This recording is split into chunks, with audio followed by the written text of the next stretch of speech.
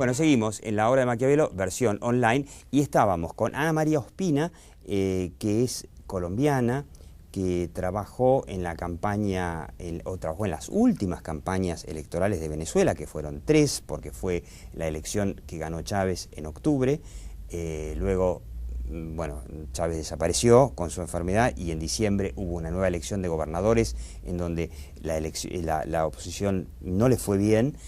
Y después vino la elección ahora de enero, en donde, bueno, ahí hay una disputa, ¿no? ¿Quién ganó? Maduro dice que ganó él, pero hay no solamente encuestas, sino hay muchos indicios y evidencias de que hubo fraude, ¿no? Julio Pisetti nos decía justamente que él tiene la evidencia de que fue un claro fraude. ¿Cuántos votos le robaron a Capriles? En cantidad de votos no lo recuerdo, pero son 7 puntos que se cambiaron de dueño, con lo cual al tener una... Es un montón. Es muchísimo, porque aparte al tener una elección donde solamente está polarizada entre 2 candidatos, al abrir una brecha de 14 puntos, que es la diferencia por la que aproximadamente debería haber ganado Capriles, con el solo hecho de yo quitarle a Capriles 7 puntos y dárselo a Maduro, vos ahí se dio vuelta. Y finalmente la elección terminó a favor de Maduro, pero por una diferencia de menos de 1 punto, o sea que es una diferencia muy próxima. Ahora, el motivo por el cual yo decía que el sistema ya está funcionando es que si uno estudia la elección del 2012, también el valor que se pone en juego son 7 puntos. O sea, también en aquella oportunidad se le sumaron 7 puntos a Chávez y se los quitaron a Capriles, ¿no? O sea, es muy poco probable que en 2 elecciones separadas en el tiempo, justo la diferencia en ambos casos sea 7 puntos, pero aparte te estoy hablando de algo que yo creo que es lo que cambia también la perspectiva de todo esto.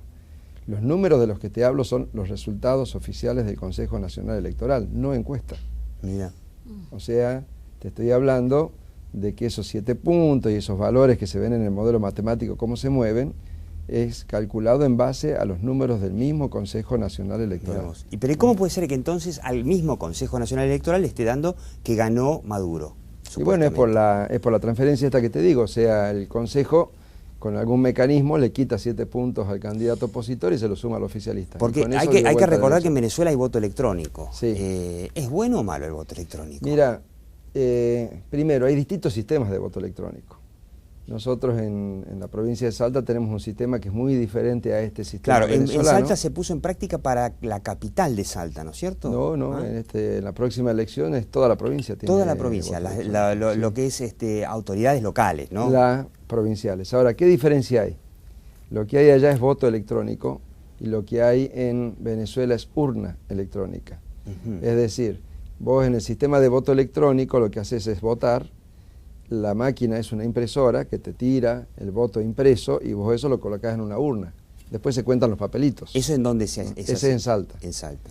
El modelo venezolano es una urna donde vos votás y el voto queda guardado dentro del sistema. Entonces después lo que contabiliza el Consejo Nacional Electoral es la memoria de las máquinas. O sea, no es que cuentan papelitos. Eso me suena a que un buen hacker te lo da vuelta muy fácil. Totalmente, aparte una cosa... ¿No hay constancia en papel en Venezuela tampoco? ¿No hay un papelito que uno diga, esto es el respaldo, digamos, del voto electrónico? Había. Y obviamente se quitó. Había. Están las fotos en internet, donde vos ves al ejército que tiró las urnas y las está quemando, ¿no? O sea, todos esos respaldos en desaparecieron. Por eso hoy, aunque quieran hacer el conteo, no se puede porque la evidencia ya desapareció. Quemó la evidencia. Está quemada la evidencia. Claro, Entonces, bueno, el voto electrónico, si se hace fraude, tampoco es mejor ni más moderno. No, claro, o sea, no está el soporte de papel que uno pueda ir y contar los votos y verificar si lo que las urnas contabilizaron en sus memorias se vieron y se ven, si uno se mete en internet, se ven las imágenes de militares echándole nafta a pilas de cajas y lo que está en las cajas es el respaldo de los votos. Sí, totalmente. Por algo lo quemaron, ¿no? Y sí, ya desapareció. O sea, hoy es imposible. Yo te diría que lamentablemente en Venezuela ya no hay marcha atrás en el proceso, ¿no?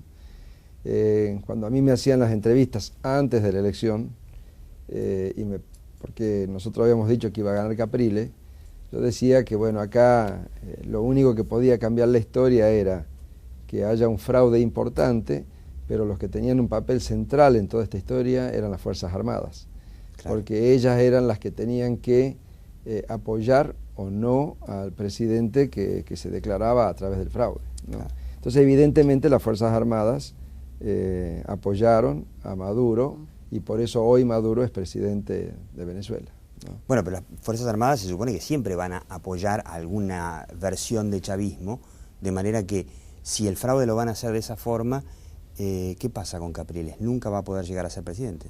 Y mira, yo lo que creo... te completo la pregunta, sí. Perdona, te completo la pregunta. O va a llegar un momento en donde la escasez de papel higiénico, como símbolo, ¿no?, puede lograr que el descontento sea tal, que la diferencia de votos sea tal en contra del gobierno, que ya no puedan hacer más fraude. Mira, el tema es así.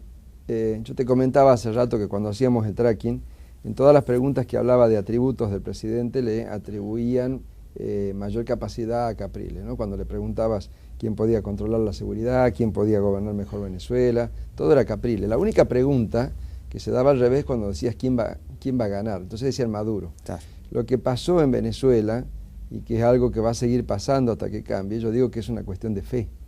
La gente, aún los mismos votantes de Capriles, no creyeron que era posible que Capriles gane. Claro. Entonces, ese convencimiento de que iba a ganar Maduro, los iba a someter. Mira, estuve en una cumbre en México... Pero, perdón, sí, pero esa resignación significa que al final la gente no es que va a votar por Maduro, es que por ahí ni va. No, claro, o sea, por ahí ni va. Pero te iba a contar, estuve en México en una cumbre y contaron ahí un pequeño cuentito ahí que te expresa esto, ¿no? Dicen, ¿cómo puede ser que en un circo a un elefante enorme, con una estaca y una cadenita, lo tienen atrapado, ¿no? Dice, es muy fácil, dice, ese elefante cuando era chiquito, pusieron la estaca y la cadenita y no se podía ir porque era chiquito. Creció con esa cadena en la pata. Y no se da cuenta que grande, pegando un tirón la puede sacar. No se da cuenta. Mirá qué Entonces, buena metáfora, en su acto de fe, él ya sabe que de ahí no se libera, claro, ¿no? A pesar de que todos sabemos que sería muy fácil, ¿no? Qué terrible, ¿no? Por eso te digo, lo que está pasando en Venezuela es eso, le faltó a la gente creer en que se podía lograr ese cambio, ¿no? Y lamentablemente esa falta de fe, por supuesto, viene alentada desde el mismo gobierno, que te enseña todos los días a que el fracaso está a la vuelta de la esquina. Y pasa lo mismo en Argentina. Bueno, no te voy a preguntar a vos, que vos tendrías que empezar a medirlo, pero pasa lo mismo en Argentina. Hay una sensación un poco de que esta encuesta que mostramos durante el programa de la Universidad Nacional de La Matanza, en donde la gente dice, bueno, le pide a la oposición que se una, ¿no? Hay como un 70% que le pide que se una. Pero cuando llega al momento de juzgarla, todo para abajo. O sea, mirá, la gente los ve egoístas, los ve como que ya está, que ya dieron todo lo que tenían para dar, que necesitamos gente nueva. Mira, yo ahí, vos lo sabés, tengo el privilegio de andar por distintas elecciones de Latinoamérica, entonces tengo el privilegio de poder ver lo que está pasando en los distintos lugares. Yo hay algo que no entiendo en Argentina. Si en Argentina estamos viendo en Venezuela nuestro futuro, y a la oposición venezolana le tomó muchos años darse cuenta que tenían que unirse para tener una oportunidad, yo por ahí no entiendo por qué la oposición argentina, si son tan inteligentes, no se dan cuenta de que es necesario generar un modelo de unión. Claro. Ahora, ¿qué pasa? Primero, acá no hay un Capriles. Yo tengo que decir, que yo conversé con este famoso JJ Rendón, consultor venezolano, bueno, que dirige justamente al equipo donde están Julio Pisetti y Ana María Ospina. Y él lo que decía, él conoce la Argentina, porque trabajó acá en su momento para la campaña de Francisco de Narváez en el 2011, por más que no le haya ido bien a Francisco de Narváez en aquel momento, que si la oposición no se une, no le va a ir bien.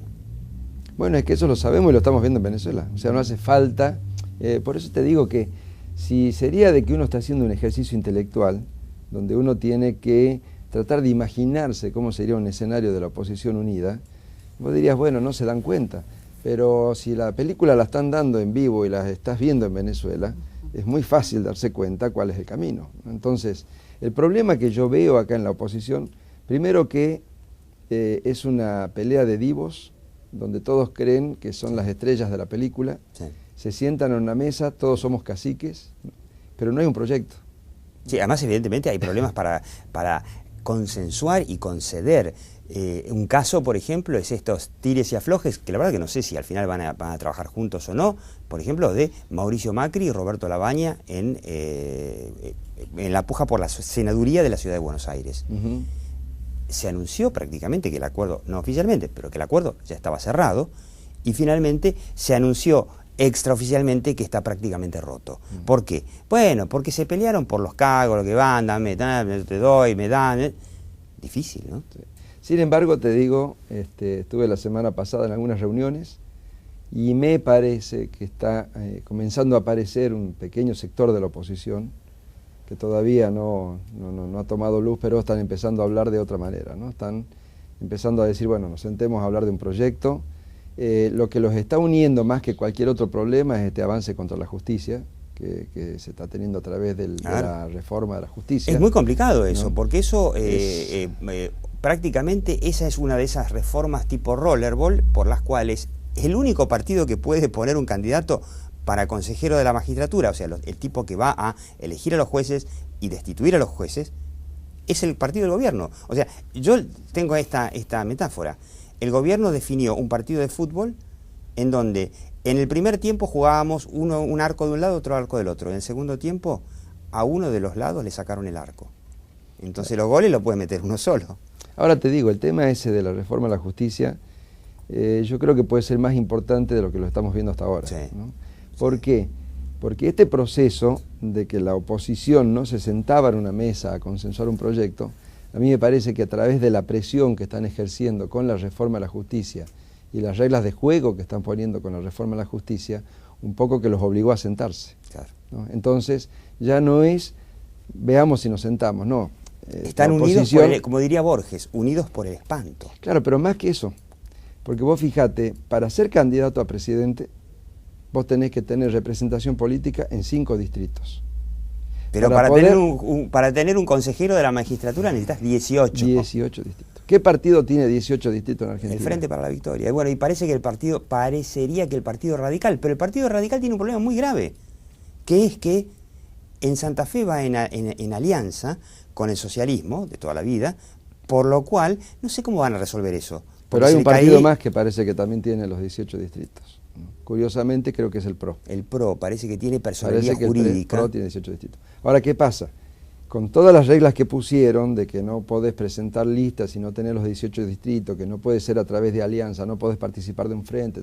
Y que, perdón, reglas que todavía están, reglas vivas. Reglas vivas porque todavía están cambiando, porque falta que aparezca la sorpresa de la promulgación, que va a ser la semana que viene, que es automática, en donde no se sabe si van a aparecer nuevas condiciones que hagan prácticamente imposible a la oposición presentarse. Pero ahora, ¿qué logró todo eso? Y que la oposición se tenga que sentar, porque ya no es una cuestión si estamos o no de acuerdo.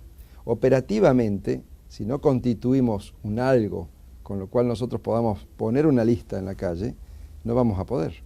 Entonces es como que generaron un callejón sin salida. Claro, y que no y hagan... adentro pusieron a toda la oposición. Claro, y que no sé, que no hagan como pasó en Venezuela, ya que sirve de espejo, que la oposición en los primeros años del chavismo directamente dijo, bueno, no juego. O sea, volvemos al rollerball. El chavismo propuso rollerball, cambiamos la constitución, hacemos el sistema electoral como nos conviene a nosotros, todo bárbaro.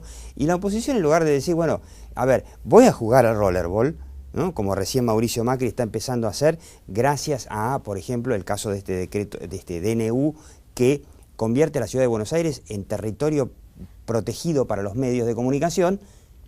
Hasta ese momento, y la oposición jugaba al tenis o al vóley, y claro, no, pero el juego era otro, era un juego... Sí, igual acá yo creo que la oposición en ese tema se va a dividir en 2 sectores. ¿Qué es lógico? Va a haber un sector con la doctrina de no juguemos, y otro sector con la doctrina de nos unamos y presentemos una lista de la oposición. Entonces, ¿te parece que va a haber un grupo de la oposición que va a decir, va a ser más bien más funcional, digamos, al kirchnerismo? Sí, porque el modelo que ellos están pensando es, nosotros armemos las candidaturas de diputados y senadores nacionales, pero no llevemos lista de consejeros. ¿no? Entonces, como decir, bueno, nosotros no nos prestamos al juego, ¿no? Pero en realidad te diría que es una salida un poco de compromiso y fácil, porque es no querer sentarse a buscar los 18 distritos, ¿no? Claro. En cambio, también creo que va a haber otro sector de la oposición que sí se van a sentar a tratar de construir un proyecto y a tratar de reunir los 18 distritos de modo tal de poder presentar una lista de consejeros, ¿no? O sea que aún en este tema la oposición va a estar dividida en dos grupos, pero ya no en 10. Claro. ¿No? Van a tener que dividirse en dos grandes Además grupos. es interesante, ¿no? Porque bueno, Julio Pisetti es ingeniero, entiende un poco de matemática. La única que gana con la división es Cristina.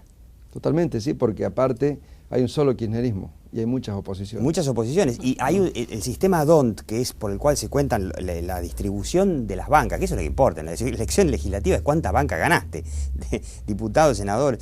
Que en el caso de los diputados, todos los sobrantes de esas pequeñas colitas, que cuanto más, más partidos hay, más colitas hay, se lo dan al ganador. Pero, o claro, sea, se lo dan a Cristina. Por supuesto, por supuesto. Pero yo creo que este va a ser un año que se va a ir complicando. El año pasado, cuando hablábamos en algunas entrevistas y con algunos amigos, me decían, el año que viene no lo veo tan complicado porque la economía va a estar bien. Y yo les decía, no, el año que viene va a haber un fenómeno que no vimos nunca, ¿no? El fenómeno siempre era la economía complica la política. Sí. Y le decía, el año que viene vamos a tener un fenómeno donde la política complica la economía. Es lo que está pasando. El año pasado todas las variables estaban que el economista decía, no, va a estar bien. Yo le decía, no, no va a estar bien, porque la política va a complicar la economía. Entonces este fenómeno que estamos conociendo este año para nosotros es nuevo, y va a pasar y está pasando que la política está complicando la economía, y sabemos que cuando la economía comienza a ir mal, el humor de la sociedad cambia, y cuando el humor de la sociedad es malo, eso es malo para los gobiernos. Claro, es lo que está pasando con las denuncias de corrupción, que cuando la economía va mal, la corrupción empieza a notarse, la gente la disimula menos. Que lo que dijiste, Julio, me parece muy sabio, esto de que es la política la que complica la economía, por un dato, la reforma judicial, que se hizo claramente para, bueno, en venganza por el famoso 7D, en donde, bueno, la Cámara le dijo que era inconstitucional la ley de medios con la que se pretendía destruir a Clarín. ¿Qué hace el gobierno? Va por la justicia. Claro, ahora, al ir por la justicia y al convertir a la Argentina en un lugar jurídicamente complicado, las inversiones tienen un nuevo motivo para no venir. Con lo cual, la propia política del gobierno termina, como dice Julio Pisetti, afectando a la economía. Y para terminar, y ya terminamos, ya nos vamos, Ana María Ospina es una psicóloga que investigó las cabezas de los venezolanos a fondo. Yo sé que a los argentinos, no sé si los conoces, estuvo acá en un congreso, en la cumbre 2013 de comunicación política que organizó Daniel Iboscus, ahí en la UCA, y la verdad que hubo muchos expositores sumamente interesantes, uno de ellos, el jefe de ella, este famoso JJ Rendón. ¿Qué les podrías decir vos a los políticos de nuestra atomizada, disgregada y peleada oposición para enfrentar una campaña que ya tendría que haber empezado, porque es ya? Bueno, existe en la sociedad, en la calle, en la gente, cosas que no son visibles, que no son tangibles, que no son fáciles de percibir. Y solamente cuando se vienen fenómenos políticos grandes que ya no tienen vuelta atrás, es cuando caemos en cuenta. Entonces, qué bueno que no solamente Argentina, sino el resto de los países podamos tomar como ejemplo lo que ha pasado y podamos tener claridad en los mensajes y en el manejo que le damos a la política y al control y a la democracia, para que la gente entienda qué es lo que está pasando. Porque si le dejamos el espacio a que una de las dos genere su línea, pues la gente se va a encarrilar en ese manejo. Y esa información empieza a convertirse en un fenómeno social. ¿Qué es un fenómeno social? Que las personas cambian el comportamiento sin darse cuenta. Porque la comunicación y la información va generando como una burbuja, las personas van cambiando el comportamiento y también los ciudadanos, cuando menos piensan, ya están inmersos en un tema que no Chávez sabían. es un mito, ya pasó al nivel de mito en Venezuela, Sí, ¿no? sí. Algunos hasta dicen ya cuasi religioso, ¿no? Sí, así es. ¿Puede pasar algo parecido o se intentó algo parecido con Cristina Fernández de Kirchner y Néstor Kirchner? Que digamos que Cristina encarne finalmente el mito de Néstor y que la gente diga, bueno, no puede gobernar Argentina nadie que no sea un Kirchner. Los mitos tienen eso. Los mitos tienen unas reglas, los mitos tienen unas condiciones, unas características, y se le hace creer a la sociedad que si no es así, no existe otra posibilidad, como la que decía Julio ahorita con el ejemplo del elefante, ¿sí? Y es tan profundo que las personas no lo ven. Entonces, aquí y en cualquier parte puede darse esa situación, tranquilamente. Ahora, qué difícil, ¿no? Desde la oposición generar lo que acá se llama un relato alternativo al relato de gobierno. Qué difícil que es, ¿no? Sobre todo cuando están todos peleados, que ni se hablan, que se pelean, hablan mal de ellos en los medios. O sea, ese es otro de los temas. Acá la oposición se pelea por los medios. Yo no sé si en Venezuela, en el proceso que llevó a la elección de Capriles, pasaba lo mismo. Lo que pasa es que primero tenés que decir, ¿qué medios? O sea, para pelearte por los medios tiene que haber medios. Claro, ¿no? sí. Bueno, o sea, en Venezuela no quedó nada. Porque por eso, entonces, no te podés pelear por los medios. Es cierto, la semana pasada, hace 2 semanas, pasó a manos chavistas el último canal de cable que quedaba, que era Globovisión, que era muy crítico del chavismo, y ya está. Quedan los diarios impresos, ¿no? Que la gente obviamente lee cada vez menos. Claro, y yo lo que creo acá también, que lo estoy viviendo, es que cada intento que hace a veces la oposición de comunicar un mensaje, lo viste ahora, lo que pasó con De Narváez, con algunas campañas locales que estaban queriendo comenzar a comunicar mensajes, salió la justicia e inmediatamente las detuvo. Sí, ¿no? sí. Entonces, más allá de que vos digas, tengo un mensaje, lo quiero decir, tampoco te dejan que lo digas. ¿no? Claro, bueno, para eso está el control de la justicia, ¿no? Totalmente, entonces es muy difícil. El único que puede comunicar no. es el gobierno, que tiene el fútbol para todos. Es más, ahora, ahora tenemos que pelear, estamos peleando en estos momentos con Boca y River. Porque, claro, el gobierno lleva los partidos lo más tarde posible el domingo para tapar el programa de la nata, no para tapar la bala de Maquiavelo, está claro, ¿no? Y no hay espacios prácticamente, muy difícil. Claro. Bueno, esperemos que sirva este ejemplo. Ana María Ospina, que trabajó, psicóloga social, y trabajó investigando las mentes de los votantes en Venezuela para entender por qué el chavismo está tan arraigado, a pesar de que no se consigue ni papel higiénico en Venezuela. Y Julio Pisetti, bueno, usted lo conoce, el hombre encuestador de Datamática, una de las empresas encuestadoras más cotizadas de América Latina, que estuvo ahí midiendo en Venezuela y fue la consultora que sorprendió al mundo vaticinando el triunfo de Capriles, y muchos países todavía creen o tienen dudas de que realmente Maduro haya ganado las elecciones ahí en Venezuela. Muchísimas gracias, y usted siga viendo La Hora de Maquiavelo. Chao.